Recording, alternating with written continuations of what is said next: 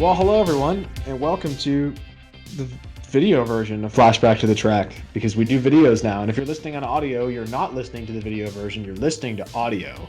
But we did record a video version, because we're like Joe Rogan now, we just do both. So, yeah, how's everybody doing? James, how are you?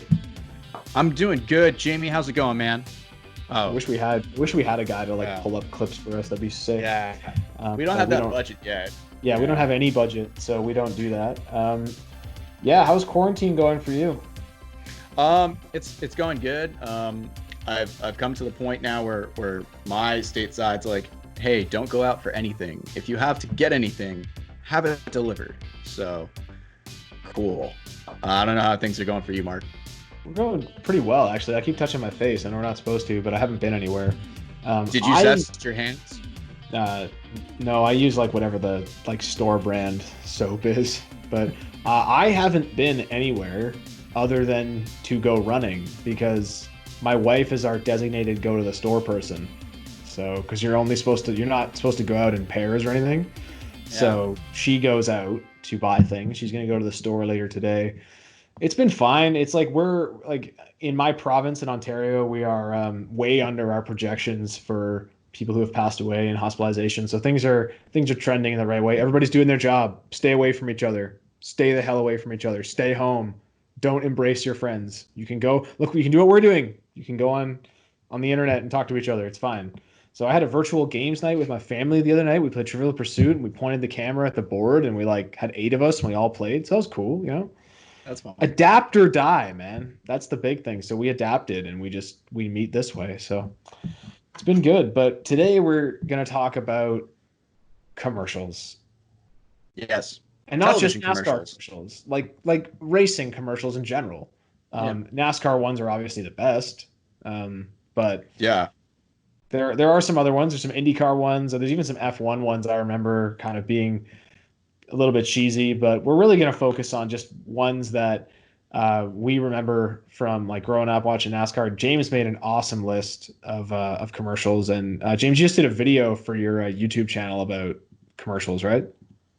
Yeah. So I spoke about 11 commercials that I thought were interesting, and it in no way does it mean that these 11 are my definitive favorites. It's really hard to narrow it down because every ad gives you a different kind of feeling or emotion, and you never know when you'll see something that's going to top what you've already seen in the past. And there's just a lot of ones in the past that you rewatch and you kind of almost have this moment of reminiscence of what it was like to watch that ad when you were that young, but also kind of what it means now, how funny it could be. Because there's a lot of interesting ads that I've seen, especially in the motorsports spectrum, where people take an ad and it transcends 10 years down the line.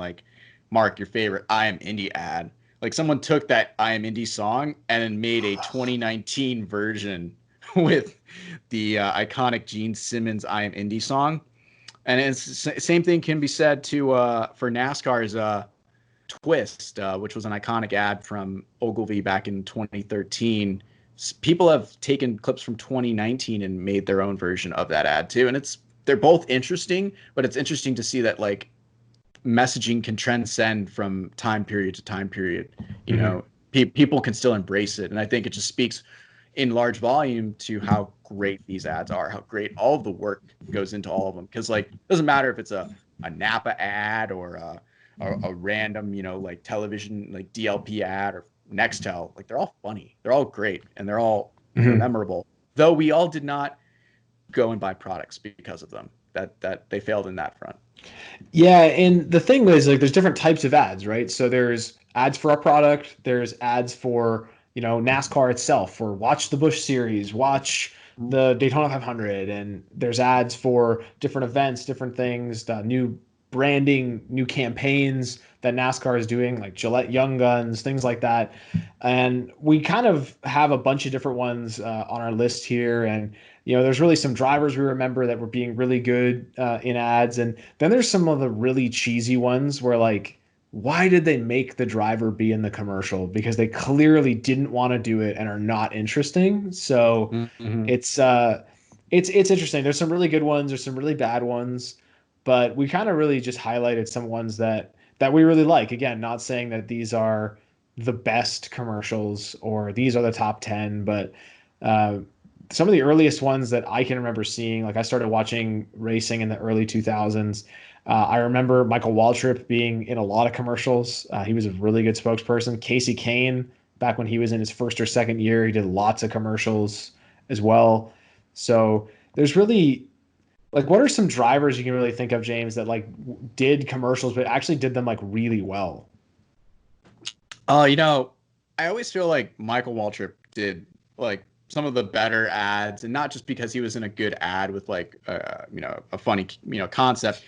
When he was acting in these ads, he was hilarious. Like his delivery was believable. Like you were in the moment with him. He was like an actor at times. So his deliveries were great, and it made the ads better. You mentioned Casey Kane. He's another great one. Um, I got to think Dale Jr. too at times. Like a lot of the Bud commercials are classics. Some of the crossover Napa ads he did as well with Waltrip, they're really funny, just genuinely funny. The exchanges between the two, because the writing's good and then also the delivery is really great. And if I really got to think back even further, um, Mario Andretti, that's an icon right there, and that's a man who's always been doing ads. I can remember like 20 years worth of ads he's probably done, like just from his IndyCar days. It's crazy how he's transcended, but he's an interesting spokesman. He's always a funny guy in an ad to see. Yeah, he's really good. And you said Michael Waltrip, and he's my favorite. Like he did Hmm. so many good Napa ads, and the ones he did with Dale Jr. I think are some of my favorites. Like they did such a good job together, being involved in just different partnerships for whatever it was, if it was Best Western or Domino's or Napa Auto Parts in general. Like they just did so many good commercials together, just hilarious stuff, whether they're being like QVC style salespeople on television or, collecting pizzas from the delivery guy. Like they did just such a good job. And those really have stuck with me through the years. And I think Michael Waltrip is really like going to be a big thing we talk about because he did such a good job just being himself and being believable. And he was okay making fun of himself too. Like in Hmm. 2007, he had a terrible season. He failed to qualify for more than half the races. And Napa did a campaign where people sent him fake fan mail that was negative and he read it. And it was funny, being like, no, I'm pretty sure my head is attached to my shoulders, and stuff like that. And no, they didn't give me the car of yesterday and all these different things. And it was like, man, this is such a good idea to make the best of a bad situation. And Hmm. my favorite one he ever did is you have it on your list here from '06, where he's the working at the Michael Waltrip School for Napa spokesman. And it's like all these Yeah. kids wearing Michael Waltrip driver suits and wigs to look like him. And it's just so good. Like, where he finds them all looking at this like catalog, like as if it were like a nudie magazine, and he grabs it and he's like, "This is your dad's catalog, isn't it?" Like, I love that. And It, you never are like, you never get pulled out of the ad. You just buy it. You think it's real. mhm. It's great.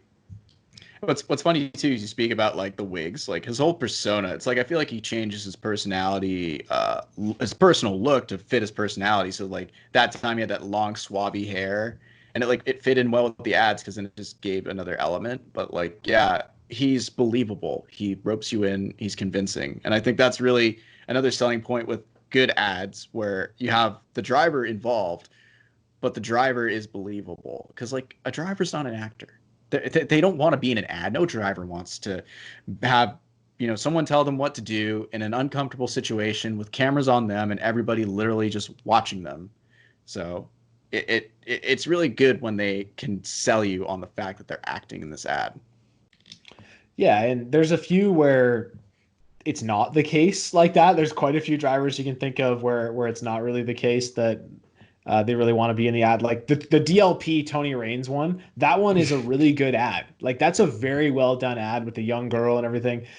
But it's Felipe Lopez, right? It's his crew chief, I think, Yeah. and they just look so awkward. And they're standing there like, really, and they take the box.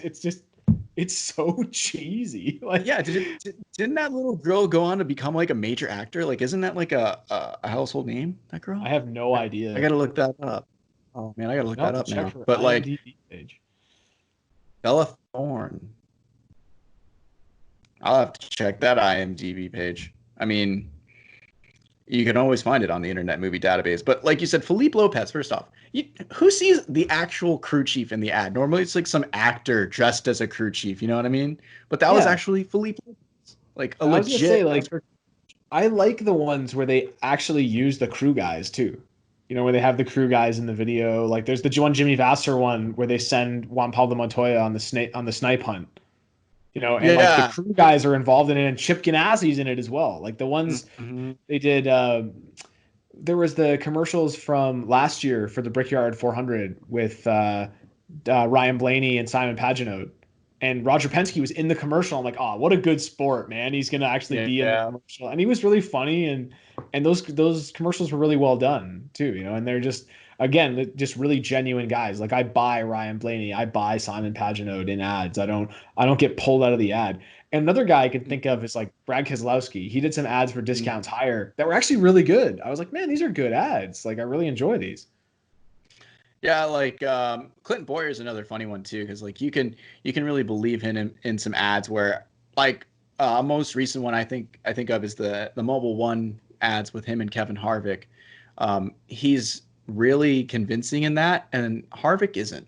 Like you can actually tell the energy's different between drivers, and it nothing against Harvick. It's just hard to really get the lines delivered when the pressure's on you and it's not a comfortable situation. I think he does a good job though still, don't get us wrong, but there's like doing a good job and completing the ad and then just like captivating the audience to the point where you're like in the ad, like you're a part of it. I think another one from this list we got to bring up that's really funny with a real actor slash driver slash best driver there damn well ever was, Ricky Bobby, Nextel commercial from 2006. Nextel did some really great ones. Like we all remember Sleight of Hand with Casey Kane and Jimmy McMurray with the whole magic in the garage area, and then you got Tony Stewart's car being crushed by somebody like over walkie-talkie. I think that was Mayfield. Those were really funny because he incorporated the drivers, but this one was like about specifically Talladega Nights and continuing the whole persona and character of Ricky Bobby. And I don't know what your reaction was to this, Mark. I think I've seen it once when I was back in the day, like during its time. But I recently rewatched it and I thought it was hilarious. Like I couldn't stop laughing because it's just random as hell. Yeah, I think it's more like this is completely unscripted and it's just Will Ferrell doing his thing and just being ridiculous. And they just recorded it and probably had a bunch of different material to work with and decided to choose that. And I just watched it again right now and it was like, yeah, it's great. Like I think we need more randomness like that. But nowadays I don't see a lot of commercials because I watch things on second screen and like I don't watch the commercials. Yes, like same. I think that the downfall of cable TV has really shown less commercials. Although I love when we review races when they have the old commercials in them because that is great. Yep. I love seeing Jeff Burton selling like van leasing to me for some random van leaser in like Virginia. Conversion vans. Yeah, it's great. Like I love seeing those commercials. They make me so happy. But they're so of the time too, which is funny because like this isn't of the time. Like the phone in the commercials, like freaking flip phone. Like you wouldn't see a cell phone company advertise like this nowadays. It would always be like, get 4 lines for $4.99 and free data. You want Netflix on us? Like all those dumb promotional things that really don't entertain you. This was just entertaining and hilarious, and you miss that. And the product really like sells itself, and that's something. Yeah, we definitely have missing now. And some of the other ones on this list, we have to mention Cyberdale. Cyberdale is Cyberdale it's like is OG Michael Waltrip for damn. This commercial for NASCAR 2000, the video game, just unbelievable that Cyberdale is coming. Just so well done and really hypes up like a really awesome video game, so it's cool. Yeah, I like the use of practical like shots and then they blend that car in really well. Yeah, if you look at it, it's like that car, it looks kind of ratchet for nowadays spectrum of clean graphics and smooth texture, but hey, for like 1999, that was big time graphics right there. That was cool. So I like how it's just like sorry Mikey, and you just see like the physical Cyberdale. It's not just like a race car. The whole effort into that ad was funny. Another funny game ad that's on here, the Evolution kind of how it goes. The 2003 ad for NASCAR Thunder 2004, where it's like all the drivers being interviewed as they walk. First off, it's really intense. Just like with the way the camera angles are and the music and the delivery of the lines too. Yeah, I thought they did a really good job. Like, some guys are more believable than others. Again, Kevin Harvick, like you say, like maybe he's just not a commercial guy. At least wasn't then. Yeah. It's just like he's not as good as the other guys. But to me, it almost seems like a low budget commercial in the way that they just like shot these guys in the garage area, which is probably the only times they could get them. Because I assume, based on when the game comes out, they have to interview these guys in the middle of the season to get this interview, just go to the track and get these shots. But it worked really well for the piece of them just walking around and then saying like, it's a nice car. It'd be a shame if something happened to it, and then the cars crash in the game. And it's a really good job for something so simple. Like the budget probably wasn't that much, and they did a really good job. Yeah, you got to think about like, of course, the most memorable moments of those games are like when during the intros, the drivers and crew members are always like EA Sports, it's in the game. They probably filmed it within that like time period, but like you said, Mark, you don't have a lot of time, even when you're filming that, to also film lines for a commercial, get the driver one-on-one to speak these lines, remember these lines too. It's a very hard balancing act, and they did a great job. I think it's a funny ad, very memorable ad, a very serious ad. It really made you want to buy the game because it like compared to what we saw with Cyberdale to what we see in this ad for this game, they're two different games. It's like, wow, I need this game in my life. So I think it kind of spoke up, but it was much better than the ad before. Cause like, I remember Thunder 2003, it was like they're like knocking off the gladiators scene where they have the chariot race. Mm-hmm. Instead of having 2 horses, they have like, 800. I was like, okay, that's clever. But yeah, it's an interesting play on it, but I really like the simplicity of the NASCAR 2004 ad. Like I think it's really great. It's like if you've ever shot one of those media day like car wash events to get content like during the season, they're always horrible. It's so hard to get anything good. Like when you watch the videos, a track will put up where it's like, what's your favorite, concession item? And it's like guys all sitting in a booth being like, hot dogs. Those are always terrible because the driver's tired and they don't want to do them. But to get such good stuff out of that is great. So I think that was a really cool piece. I'm trying to look at what else you have on your list here. Going away from NASCAR, going to kart.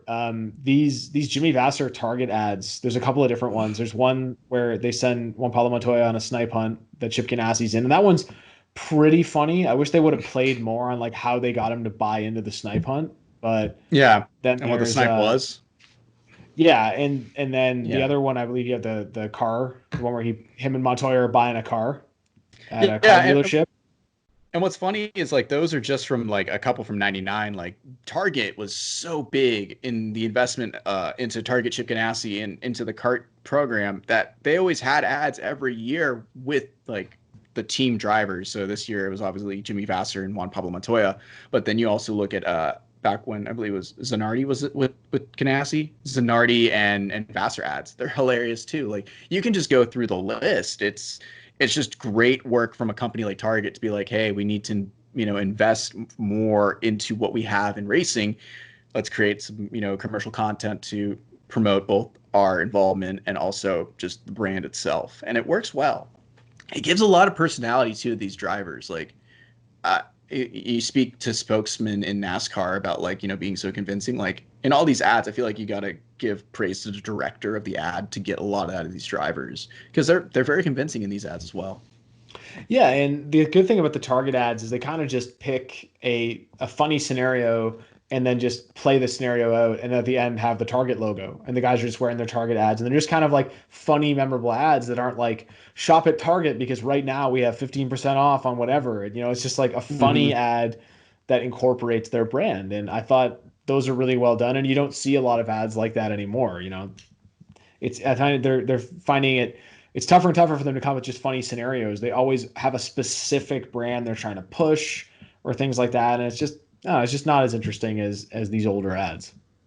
No, and that's I think kind of part of what has destroyed a little bit of of these commercials is it's not one message that's kind of being given to the audience nowadays. Now you have the message of Target plus the message of the side vendor and so on. Like that's why I feel like going back to that Nextel ad, that was probably like so successful because it was a Nextel ad, but also an ad for Talladega Nights. Like it was twofold, really great cross promotion. Where some things just they don't work out that well. Speaking of great cross promotion and staying outside of NASCAR and in IndyCar now, how about these IZOD ads? From like 2009. Yeah, the one with Weezer. Oh man, that was what a weird time. Like not to discredit Weezer. First off, that just makes IZOD IndyCar Series so much cooler that Weezer's involved. But IZOD to me was never that cool of a brand. I always thought of it as like I don't know if you have Macy's or stores like that. Oh yeah, like department Macy's. store brand basically. Yeah, so like I never really was a huge department store brand person, and I never liked IZOD. But like when they came in IndyCar, they were really trying so hard with all their promotion, and like they went hard with this whole Weezer thing. But this ad's funny because like you got Roger Penske in it for some odd reason. Like everyone in IndyCar is involved, and it's just like a great race in the desert with Weezer playing on a stage.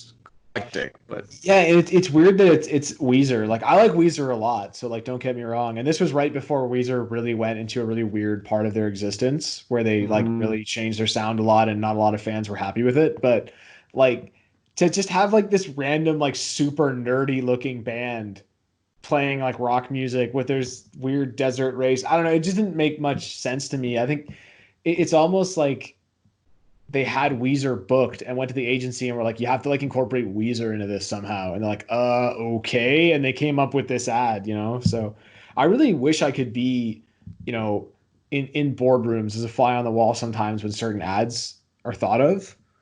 Like, you remember the Pepsi one that people really got up in arms about a few years ago because like she was drinking Pepsi and standing up to like racism, and it was like a really bad analogy of Martin Luther King, but it was Pepsi, and people were like, this is horrible. I'm like, as soon as it came out, I was like, this is so bad. I'm like, how did this ever get made? Like nobody in the chain was ever like, this is a bad idea. Yeah. God. Staying in cart. So that ad was interesting, the IZOD ad. And speaking of IZOD, like I actually used to have a lot of IZOD polos because really I went on a family vacation to Vegas one time. We went to an outlet mall and there was an IZOD outlet and the shirts were like $5. So I bought like 5 or 6 of them. So I wore like IZOD polos forever. Cause you know me, like when you see me at the racetrack, I'm just always wearing a polo. So, cause I like to. Yeah, I didn't know you're that flashy to wear an IZOD polo. Do you actually play polo too? Do you hang out at the country club? Are you that fancy with your IZOD I do polo? not. I don't even play golf at my local golf course because $21 is too much money. So wow, that says a lot about like your just hatred to play golf at that point. Golf's fun. It's $21. If you're good at it, it's fun. If you're not good at it, it's not fun. So I'm good. I got a good short game. I can't hit a long that's my ball. problem. I can't hit my driver. I have to tee off with a 5-iron. Like I can't. That's why people are like, "Hey, let's go to Top Shots." Like that's not fun for me. Putt golf's fun for me. I was just thinking, can we go to the pitch and putt? Yeah, we only need two clubs. I love the batting cage. Let me just stand in front of it, be like Happy Gilmore, and get tough. But sticking with the car commercials, you have a Danica Patrick commercial on here, which I'm really happy that you chose one that was not one where she appears in a bikini. But this one's really great because it's about women's empowerment, and it's a really well done commercial because Danica, whether she wanted to or not, really became the spokesperson for women's empowerment in racing, and she's not the only female race car driver, although the way she was promoted, they always made it sound like she's the only female driver in racing. Obviously, us being very familiar with sports cars, there's all kinds of female drivers, but she was the only one in a major racing series in North America at the time in IndyCar.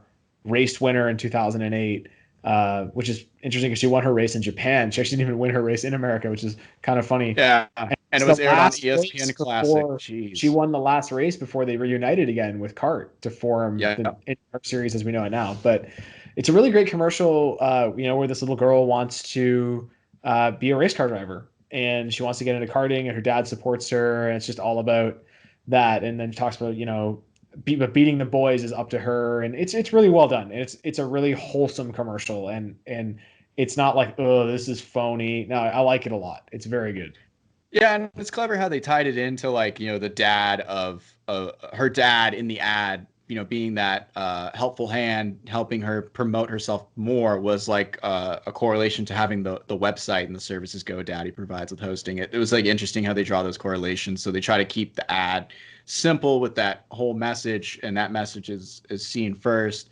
And I like that ad specifically because of that. And Mark, you said it, like, man, a lot of these GoDaddy ads that they've made they're a bit sexist, a little too sexy for my taste. I don't really like that. Sex sells and sell for me. I get it sells for a lot of other people, but to me, it's a little tasteless in a lot of scenarios.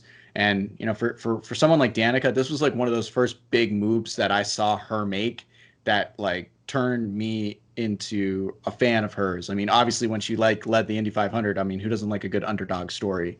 So you want to pull for someone like that, but like even before then, she was cool in my book. I mean, just rookie, but it's a good ad to see because it's good to see women in the right in an ad. Yeah, I don't know how many more open wheel. Oh, we got a good crossover ad here. So we got a NASCAR Formula One ad technically. What was this? 12 when Mobile One brought Tony Stewart and Jenson Button together for soda cookies. It was. Oh yeah, I remember that. Yeah. So that one was interesting because it's like Jenson Button. What were they like answering fan mail? And like Button's like, oh, what do I do before a race? He's like doing calisthenics and stuff. And it's like these really bad aerobics, like in his fire suit, because like that's a trope I love to always point out, like when drivers are unnecessarily in their driving suit for an ad, because like that's the only way the person watching the ad who is not an actual racing fan can identify that is a race car driver. It's like I need to see that person in their suit to know that they are a race car driver. So like they're in like their dens in suits just doing workouts. So like Jenson's doing the calisthenics, and then Tony's like, well, this is what I can do, and he just dips a cookie into soda while doing a standing split. Like, yeah, great sleight of the hand. I like it. I like the effect, but yeah. And I like how Tony was cool with them making jokes about how like Jenson Button's a triathlete and he's just gonna like eat some cookies and drink Coke. Yeah, I think he really embraced that, I think, a lot. Like I don't care that I'm like a husky guy. It's fine. Like whatever. I'm happy with myself. And Tony just won the championship like the year before, so I mean he's like probably pretty cocky, like, oh yeah, Jenson, yeah, you won with Ron GP, but I see you're not really doing much with Mercedes there. Soda cookie dip. I can enjoy my calories. Can you? No. That's what sucks about being a triathlete drivers too. Have to weigh 8 pounds. Like that's the Like anything an F1 driver eats, they have to mentally think about how it's going to affect them later. Like so they can't even eat an Oreo. I feel like that's a bit of an extreme thought. I don't know. F1 driver talk to pro athletes who eat like garbage though. Like I know lots of pro athletes that eat like crap because they so many calories. Well, no, football players, cyclists, like, like even like I've started running a lot lately. I'm running like 50 kilometers a week now because we have nothing better to do, and like I'm eating a lot more. It's just you're just gonna eat a lot. You're gonna mess yourself up there. So you're supposed to be like packing the food in your cupboards and saving it. Like you shouldn't be eating it. So hey, you know what? Everything's fine. I'm skinny as a twig because I haven't been eating anything. Like you'll see. Yeah, I enjoy my mustard, my finger full of mustard today. It was delicious. Yeah, exactly. No calories. Bologna sandwich with a little bit of mustard. Oh, I'd be lucky to get the bologna. What are we? Elliott Sadler at South Boston Speedway with fried bologna sandwiches here. Bologna burgers. Oh, good food. Good eating. Do we have any food ads in here? Let me see. I don't know if I did. I got Brian roast beef, which was a really weird cross combination ad. One of your favorite Busch Series cars. I might add the 57 car from Hendrick Motorsports. It was a really interesting car. Yeah, I have to pull up. Oh yeah, Heinz. That's why it was 57 because of Heinz's sponsorship. They wanted that number. And the thing is, like, he did an Arby's ad, but he never really ran an Arby's car. It was a Mountain Dew car that had like small Arby's logos on it, which I thought was kind of interesting. Yeah, and I think that speaks to how interesting placement can be in NASCAR. People think that to sponsor in NASCAR, you need to have your name on the car, or you need to like, sponsor the entire car, or you need to have the ad, or it's like, well, you can be creative. You can have this ad with cross promotions, probably because PepsiCo or whoever Mountain Dew is, that soda affiliate has a contract with Arby's. So why not, promote Arby's on the car? And then Arby's saw the opportunity to make an ad out of this, and they know how impactful NASCAR ads are, so they do that. It shows that you don't have to just do one thing. You can kind of mix it up and have an interesting strategy to get more focal time for your brand out of this promotion. So I thought it was clever. I don't remember seeing that ad, man. I really don't. It's funny though. Yeah, I remember seeing that one, definitely. The thing with you mentioning with placement is, remember the State Farm ads that they did with Jeff Burton and Reed Sorensen in 06, 07, 08? Yeah. So my mom worked for State Farm at the time, and I remember like they used to get like some like promotional items in and stuff. And this thing with State Farm was like we don't sponsor the car, we sponsor the drivers. Like they always say that, like, and that's why we sponsor the driver, not the car, because that's who we care about. And they would have State Farm logos on their suits, but never on the car. That's right. So and then they would just do spokesmen, they would just do like appearances and stuff for State Farm. So because that was a really cool marketing device, because State Farm is really like, by selling you insurance, like they're giving you a cheaper rate because they believe that you are a good driver, Yeah, you kind of want to arc back to like you look at Allstate at the time too. They had they were coming in with placement as well. You think about it, like these brands and companies always come in waves. Like look at the Army. When the Army and a lot of the military defense organizations and branches of our country, when they were approved to market within sports and have the budget that they had, they all came to NASCAR at once. Domestic brands that come that you can buy at the store, like simple things like detergents, sauces, food items, things like that, grocery store items, they all came to NASCAR almost at the same time in the late 80s, because there was this push to advertise to housewives and to households more so than just traditional male fans who are watching this. And you kind of see that. So yeah, like you said, in the mid 2000s, you had this push of like insurance companies. State Farm was interesting with their push there, and then Allstate had the Good Hands Award during the race. Like you'd always see like someone get the Allstate Good Hands Driver Award, and then they stepped up by having placement for the Brickyard. They were the first ever title sponsor for the Brickyard 400. It was the Allstate Brickyard 400 2005 when Tony Stewart won it. Yeah, the Allstate 400 at the Brickyard. I remember people being really upset about that. I was on the fence at that as a kid, but when you're a kid, you're easily triggered to try to be a traditionalist of the sport because you think that's right, but you need to understand progression's good. It's like one of those things. That's like people get mad at me on my account when I say like Xfinity Series when I'm referring to like the 90s. I'm like, that's what it's currently called. Dale Earnhardt Jr. does that. Like, that's what it's currently called. Like, there are people who follow my account who are like 12 years old who don't know what the Busch Series is. I don't want them to get confused, So yeah, because like if you're in that really close group of people who are like diehards of this and they understand what the Busch Series is, you could say it because like someone knows. But like for the majority of people, including when I'm talking to like new fans or just people who don't understand NASCAR, I'll say the Xfinity Series because you want to associate it to its current form so that people can have that association. Speaking of the Xfinity Series, there's this Busch Series ad that's on here that I love, and I want to talk about it because it's just cool. It's so simple. So I call it the Extreme Busch Series ad, but it's really from the This Is NASCAR campaign in 2003. I guess it's how you could say 2003 in an edgy way. So in 2003, they had the agency that was working on the campaign had to also promote the Xfinity Series and the Truck Series. So they had two ads for the Xfinity Series at the time, and they were very similar. They were literally just how it looks, like extreme music, edgy clips of like really close racing crashes, action, fans in the stands, and just this edgy music. And then like a witty tagline at the end. And I thought they were so cool when I was watching it because it built up more excitement for the race. because like you're at this like low during commercial break, and then this commercial just hypes you up for like more coverage. And then when I remember it coming on, it would come on, and then the race would come right back on afterwards. So it was like perfect play back into the race if you were like watching it. So I thought it was always great. Yeah, same. Like it gets you hyped back up, and they did a really good job with that. Oh yeah. One I want I to don't talk know what. about. Sorry, I really want to talk Yeah. about. I'd like Teach the World to Sing, because that was an amazing extended 1 minute ad that actually ran in movie theaters. I remember seeing it in the theater before a movie, Mhm. and it was amazing. This like 1 minute ad where back in the 60s, Coca-Cola had a song called I'd Like to Teach the World to Sing. And it was this big ad campaign, like Teach the World to Sing in perfect harmony. And it was like this beautiful song about coming together and drinking Coca-Cola in Yeah.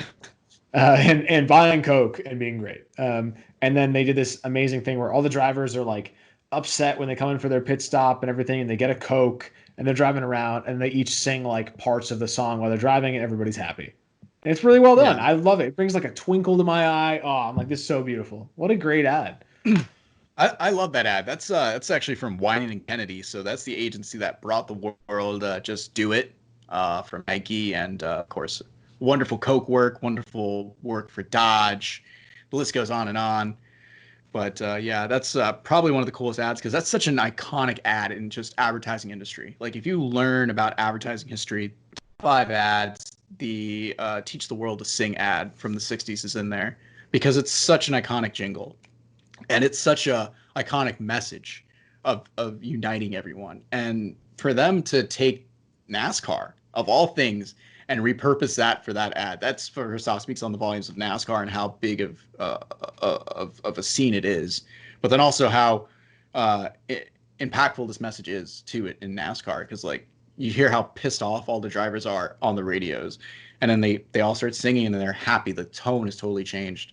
I love how they actually get like, first off, Darian Grubb's in this ad speaking on the radio with like clips of Darian Grubb in the ad, and then you actually have all the drivers that are the Coke drivers for that season in this ad. So it's really cool to see all that, and then how they blend the track footage from the races in with the song, and like making it all cohesive, and it just blends together really well.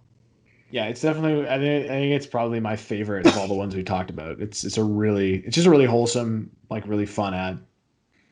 Um, so this another fun ad that I thought was just interesting was the Sound of Honda one, which was it was more of an activation than an ad, or just a creative execution to say the least. But uh, at Suzuka, I believe that's where they race at in Japan, right? For the F1 circuit. F1, yeah, Suzuka. So Senna set like a track record at Suzuka back in the day, and it was a blistering lap. So Honda, to commemorate this achievement, decided to use like sound and light technology, along with the onboard computer data from his lap, and replicate that using the track and the visual lights and the sound for his own placement on the track to replicate his lap in real life, kind of. So like it's just a crazy execution. The amount of work that goes into it, the actual execution of it to see the lap is kind of crazy. It was one of those things that just like it took the world by storm. It was a really great global execution. It really reminded me of like an Apple ad, something that Apple would do, like a really interesting, super meta thing like that, to Mhm. because like every time you see like an Apple ad, we have yet to see a NASCAR ad like that, but every time you see like an Apple ad, you get blown away, like by the choices they did for the ad. Like that original Apple Computers ad from the 80s is like really interesting.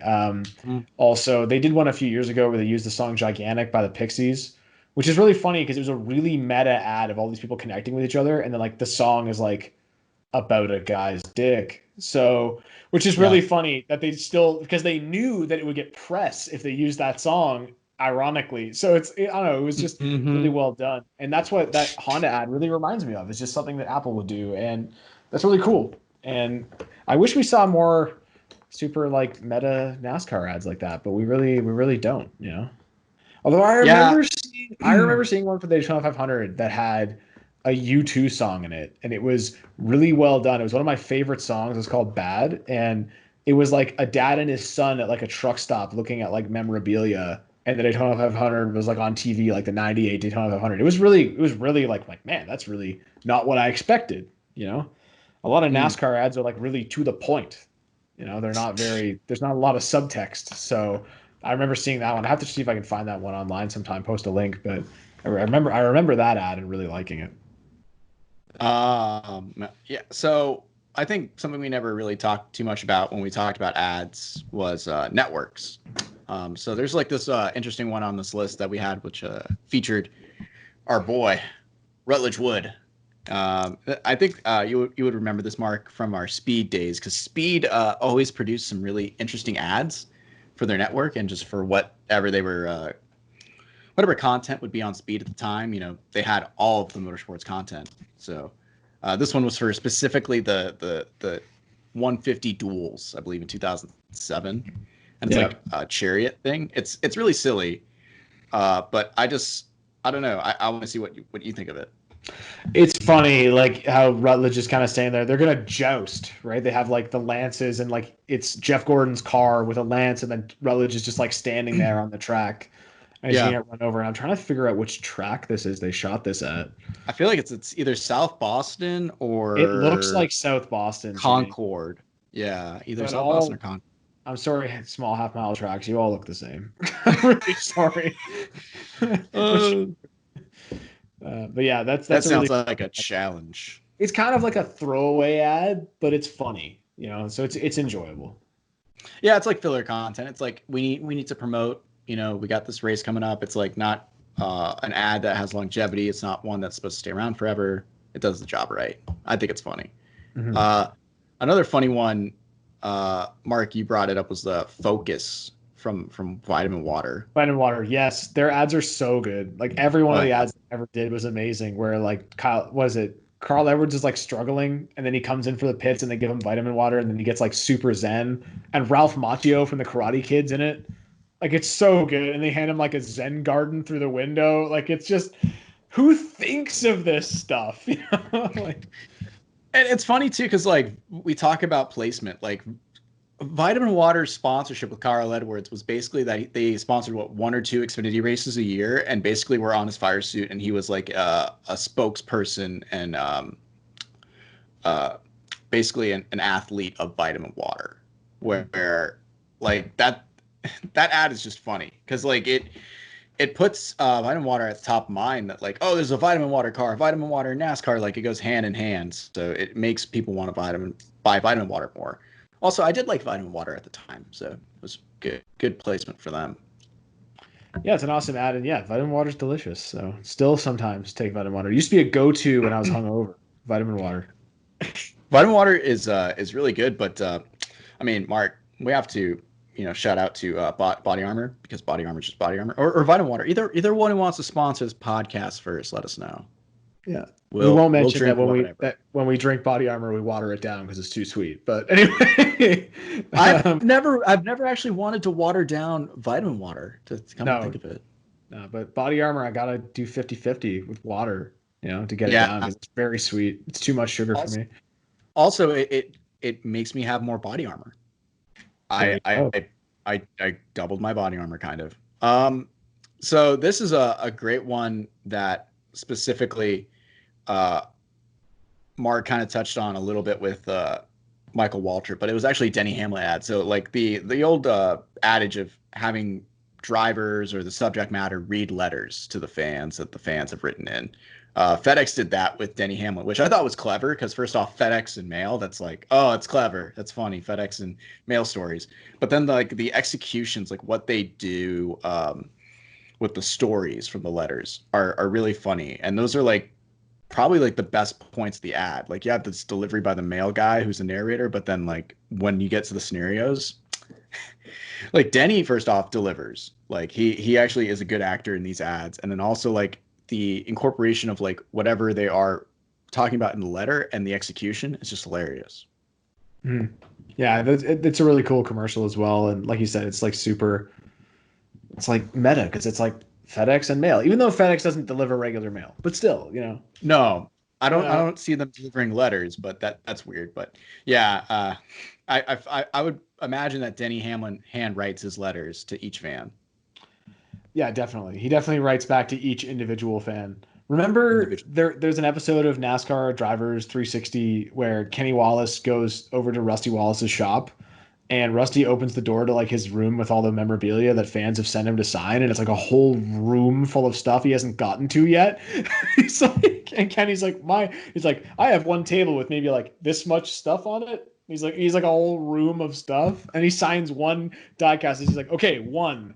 All right, next one. It's like, there's just, I don't know, it's, for some reason I just thought of that, but there's a Craftsman Truck Series ad on here that I have seen a million times from when I used to watch the Truck Series in 2005, where these crew guys are discussing Craftsman tools, and it's like, so how did you get the front nose cut off when like Rudiman crashed? And they're like, oh yeah, and it shows them using like a grinder to like cut the front off, and he pulls out a pocket knife and shows it to him, and he's like, this guy keep it really sharp. So, and then he's like, how about when Setzer hit the fence? Like, how'd you guys get back out so quick? He's like, oh, one of these. And he holds up an elastic band like MacGyver, It's just a really funny ad that, again, involves crew guys rather than, the drivers, which I think is really awesome. Yeah, to me, it's like, it's perfect because for Craftsman's sake, it demonstrates their tools perfectly. And the purpose, like in racing, perfectly as well. So it wins on that front.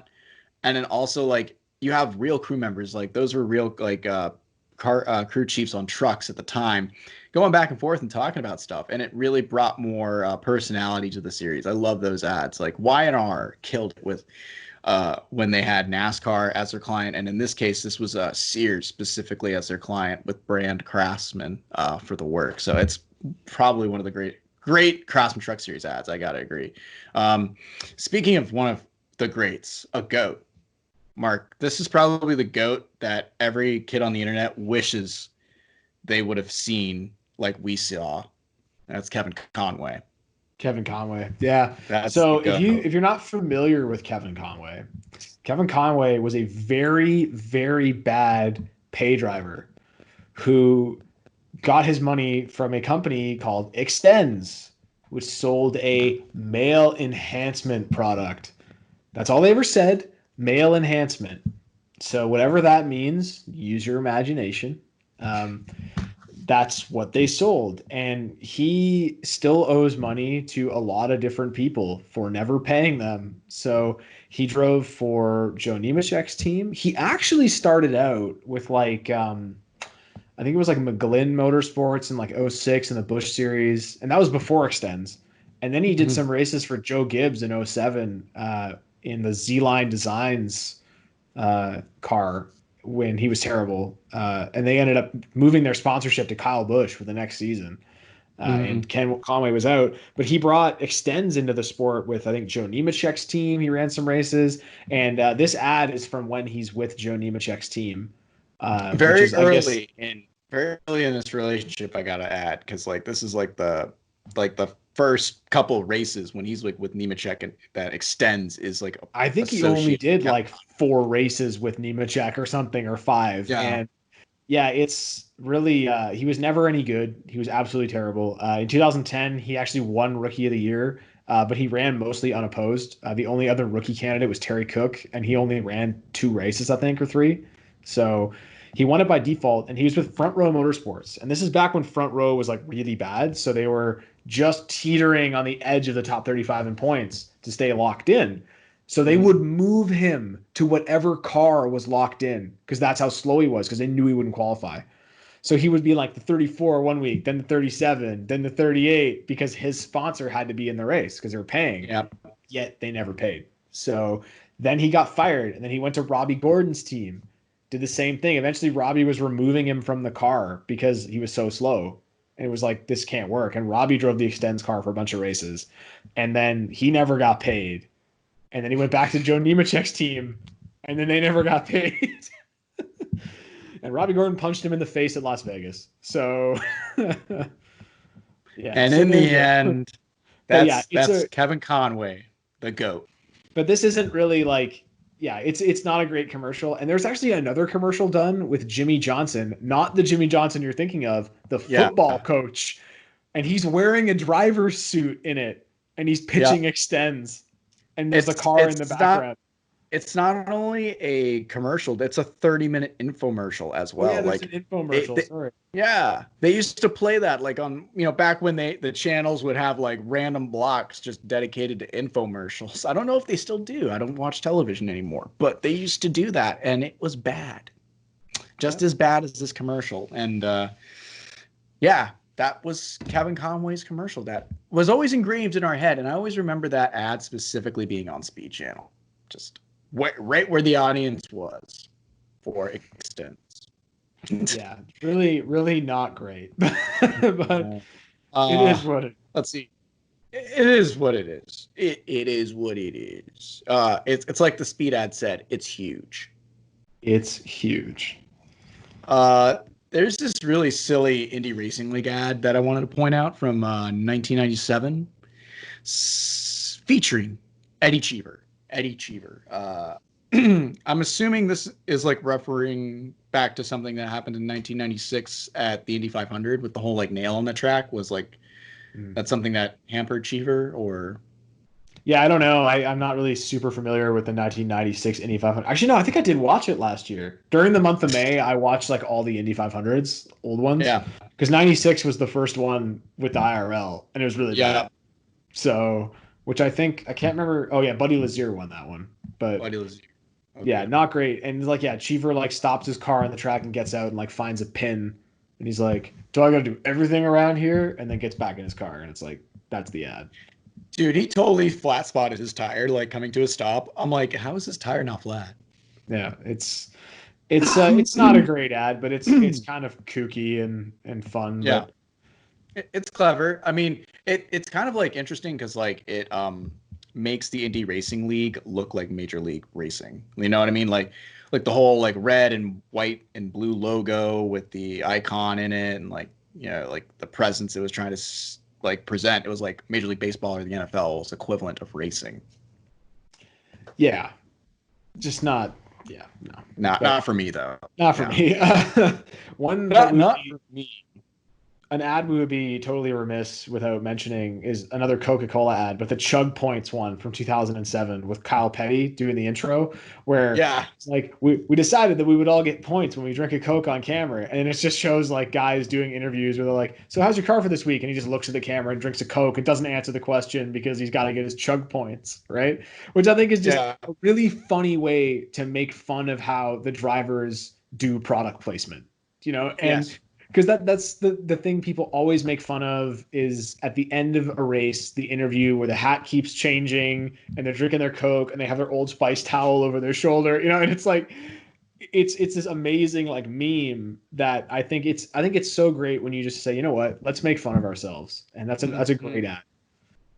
Yeah, it first off it raised awareness to specifically why they're drinking a Coke on camera, and that there's a benefit to them drinking Coke on camera, which is it's nice to know that they're not just doing that for the sake of the sponsorship. Like there's a reason the sponsorship is doing that.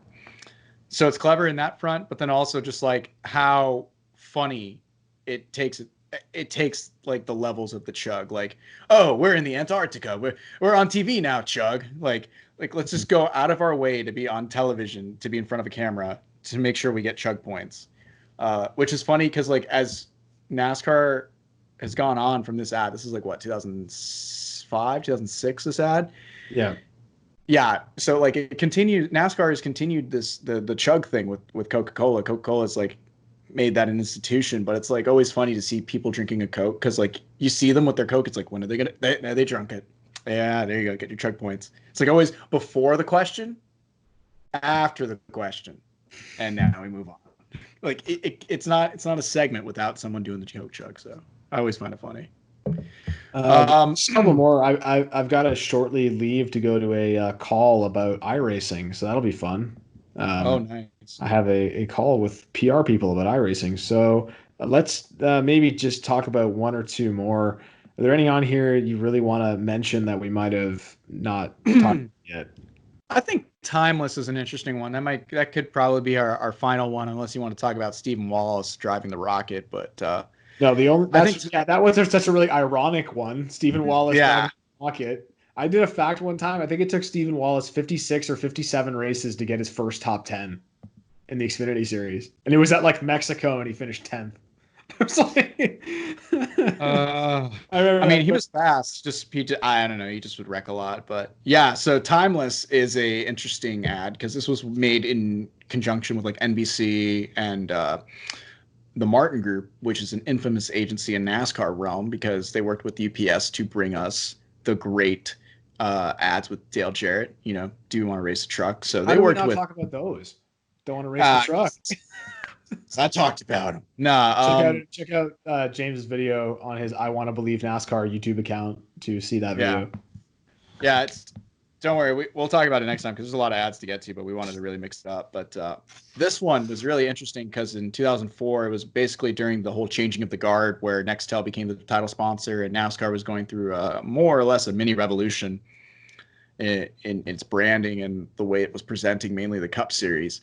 So NASCAR wanted to embark on this messaging campaign that really said it doesn't matter what era of NASCAR has influenced us, we are always timeless. You know, we're always transcending and always being influenced. So it's interesting that NASCAR put this message out. But what's really interesting about it is it's a 2-minute ad. So at the time, this was like one of the longest pieces of sports advertisement, you know, being broadcasted on television, especially network television, because this was on an NBC during the 2004 EA Sports 500. So this was shown during the pre-race show, a full 2-minute ad that features like the technology that was used in Forrest Gump to put Forrest in those specific scenarios in history, like when he's talking to JFK and when he's giving his speech on the Tonight Show with Johnny Carson. You know, like that technology is used to kind of put Fireball Roberts racing against Jeff Gordon and Dale Earnhardt Jr. and Ralph Earnhardt, and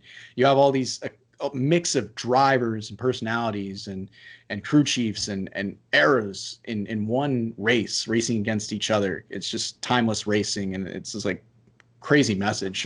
Mark, did you get a chance to like absorb the entire ad? I actually didn't, unfortunately. Like I watched a little bit of it, and then just while we were kind of talking, but I gotta check it out. It does look like a really cool ad, just the way they kind of edited everything together. I kind of watched it like with no sound, so I have to maybe get the effect of the sound. But I think you did a really good job chatting about it. There is one more I want to mention before we go, which is, remember the ad where Dale Jr. made the joke that he was changing his number to 6.7? Oh God, yes, that Remember was that such a funny. ad? Yeah, That's a joke that everyone people makes up. still bring up. They still bring that up when it's like Dale Jr. shows off his like iRacing livery, and they're like, "What? You're not going to run 6.7?" Or like someone will tweet at him once a week with like a fantasy iRacing car that's 6.7. You know, like every, because it was a really funny ad. You know, it was a dumb Oh, it was ad, but great. it's funny. And it was at a time that was like the messaging for NASCAR was received by everyone, and you got a guy like Dale Earnhardt Jr. who transcends the sport to be so popular. He's his own subject matter. So it shows that, one, it's a great ad, great messaging. Two, iconic, because like Dale Jr.'s delivery in that is really believable. Like it's like a legit press conference. Like, I'm gonna be 6.7. Just kidding. Harmless joke. Guy getting a tattoo at the end with 6.7. Yeah. That's probably that's the worst one. Do you sue him at that point? Like, what do you do? I'm suing you, Junior. But yeah, that's one of my favorite ones, and that's like a one that I think I remember from like the early years that I was really receptive with a lot of Cup Series ads for me. Yeah, I think it was funny. That's one I like. That's one that it was a good ad because I still remember it. So that's Yeah. really what's important. It's like when we laugh about how bad radio jingles are, it's like, yeah, but you find yourself like humming them all the time. So those are really good ads because they work. You know, you remember that brand. So that's kind of our chat about NASCAR commercials. I know it's tough without being able to see them if you're listening to audio, but yeah, check us out on YouTube. You have nothing better to do. You can't go to work unless you're essential, and I'm not essential, so I can't go to work. We're all essential, okay? We are essential to this planet. You're essential to you. You're beautiful. That's Oh, our what motivating message for beautiful, the day. independent, each one of us is a beautiful individual snowflake. But yeah, get sued there for that little singing I did. I'm sorry. That was a lot of fun. It's good to chat about just kind of different topics. I don't know what we'll talk about next. I'm sure we'll come up with something else random to talk about. We were thinking about throwing around an idea of like a game we could play over Skype, like kind of like where we swap facts back and forth. So we might work on that.